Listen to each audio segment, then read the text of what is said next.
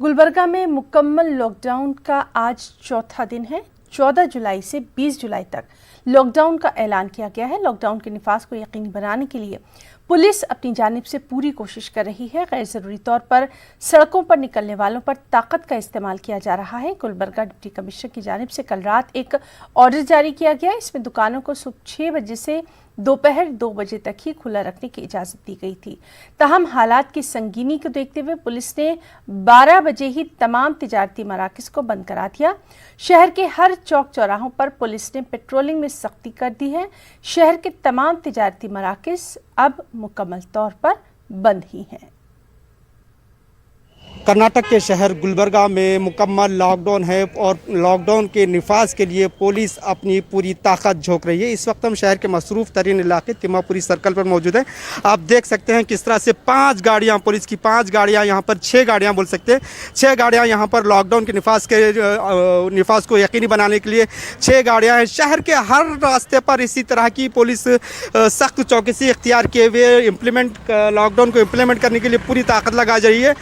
ताकत का इस्तेमाल करने से भी गुरेज नहीं किया जा रहा है। आप देख सकते हैं 1, 2, 7 गाड़ियां हैं, 7 गाड़ियां।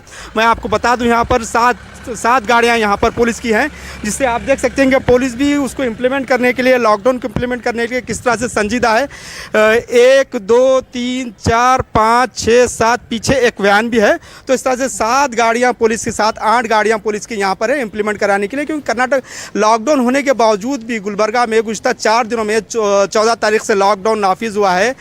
4 दिनों में जो है 400 से ज़ायद केस आए हैं। इस तरीके से इसको रोकने के लिए डिस्ट्रिक्ट एडमिनिस्ट्रेशन भी पूरी संजीदा। अगर से बात करें तो गुलबर्गा डिप्टी कमिश्नर के ड्राइवर का भी एक पॉजिटिव आया है, जिस तरह से डिप्टी कमिश्नर ने भी तमाम को हिदायत जारी की है कि हर तरह से जो है मास्क रखे, हमेशा सैनिटाइज करते रहे, अपने मुँहों को, अपने चेहरे को हाथ ना लगाएं। पुलिस भी और डिप्टी कमिश्नर भी तमाम को एहतियाती इक़दाम कर रहे हैं।